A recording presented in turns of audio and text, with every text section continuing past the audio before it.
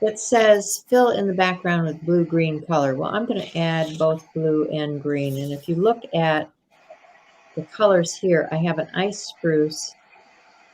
This one is antique linen. I think I like that up here in the sky area, maybe a little bit, and maybe add some other things in there. But the ice spruce and let's see, this blue-green is pretty close to the ice spruce. It has a little more blue in it, so I'll probably add some of that prize ribbon to it. So let me take, and these are those Tim Holtz watercolors. This particular pan, which is the set 2, has a lot of those fall colors in it. So I think I'm going to work out of this, and I want this ice spruce. I'm going to add some of that right in here around these pumpkins. And this is watercolor paper.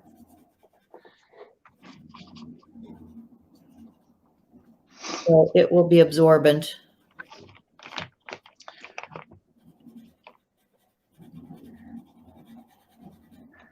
All right. I'm going to layer the color on here.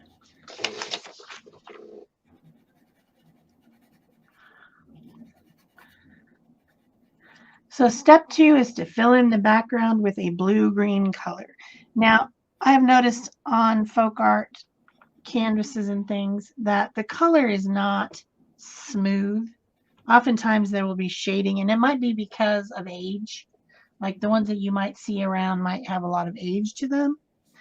But I have these Dina Wickley media paints on my desk. And I've got a blow-up bed in my studio for someone to sleep on, so I really can't. I can't move around too much. So I'm going to mix this blue-green color.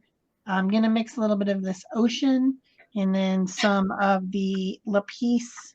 And then eventually I might even mix in some of this night to make a color that I think is probably, something like a blue-green color. This looks like it's dulled down though, so let's dull it down a little bit by adding the opposite color. So opposite of blue-green, let's get out a handy-dandy tool. Opposite of blue-green is red-orange. So I'm going to add in a little bit of this Sedona to make it more dull. And I think I'm not on screen here. So this is lapis, ocean, and a little bit of Sedona. And I think it's getting close to the color that's on our slide. Looks pretty much like it. Yep. See? Very close. Antique linen has a little bit of a green tinge to it, which is why I think it works so nicely with this fall scene.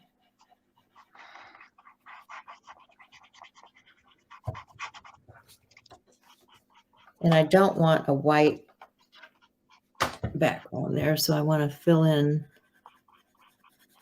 some of this area.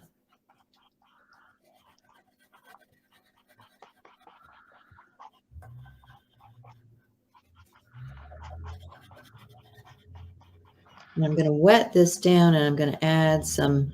I have 2 watercolor palettes out here too. I have the Woodlands from Prima, and it has some of those greens and blues in the mix. And then I also have this Decadent Pie from Prima, and you can see the lovely earthy tones in here in the Decadent Pie. Yum. Give me a decadent pie, make it apple. Yeah. Or pumpkin. My youngest son's birthday is in October, and he always asks for pumpkin pie. For My his youngest daughter's birthday is in October. She was almost a little Halloween treat. Does she like pumpkin pie? Her whole family likes pumpkin pie. The kids are crazy for it. Well, it is good. So that's what I'll be making in mid-October for my son's birthday. He always asks for it. So I always kind of think of that as like a Thanksgiving or something treat, but he always wants it for his birthday. So well, we like it for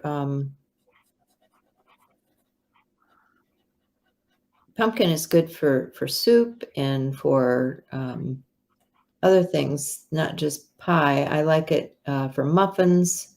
oh, definitely love muffins with pumpkin in them. Mm-hmm. Actually, the other day when I was driving to the hospital, I stopped at the Starbucks and I got their pumpkin scone, which was really good. It had a little bit too much icing for my personal preference, but it was still really good. So I've got a little dish here, and I've got my water. I think I'm just gonna pour a little water so I can rinse my brush out. Even though it's a water reservoir brush, and I want to grab some tissue to wipe my brush on. So I'm just going to put a little water in my dish. And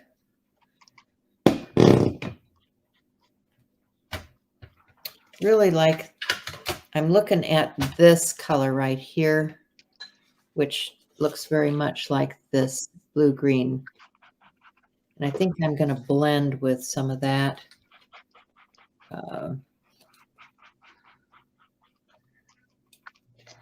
See these blues and greens right here? Those are gorgeous, gorgeous. So I'm just going to take this is a Pentel brush pen.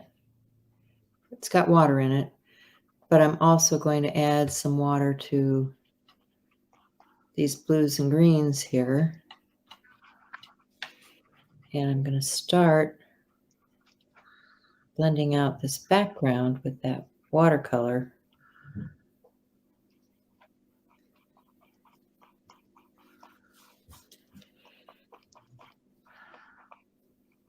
So far I'm using acrylic paint because I really do want to paint out what's in the background here. But I do also have some watercolor palettes out, and I might come in with those. You can absolutely use whatever product you want. You could do this with just watercolor. You could use some pencils or pens or whatever you have in your stuff to do your primitive art with. There isn't like an answer. I would say that a lot of people, if they're doing arts like toll painting and things, which to me seem like a folk art activity, people use craft paint. So, if you have some inexpensive craft paint, it might be fun to do your page with that. Maybe use some crackle medium or something, because a lot of the pieces of folk art that you can see in, like, say, the American Folk Art Museum in New York are so old that they have crackles. So it'd be kind of fun to use a crackle medium, maybe. That sounds fun to me. Yeah, I know you love crackle. I love my crackle. I do. Yeah. Surprised you haven't whipped it out yet. Well, a lot of the mediums and paints and things I left downstairs. Yeah. Working upstairs right now, and I want things that are easier to clean up. When I'm working with paints and gel printing and doing big canvases and stuff, I'll have to work downstairs. But right now I'm in a living space and I'm loving it because I can look out the window. It's sunny and bright. Usually I feel like I'm in the dungeon in the basement. So, Yeah, that is one thing about having the basement space. I actually work in a second floor studio, so I have a window right in front of me that I can look out. This used to be a bedroom, and when it was available, I moved all my stuff in here. When one of my kids moved out. so it's been nice to be above decks. Definitely, I can understand that. All right, I think I've done step 2. I've got this blue color in my background.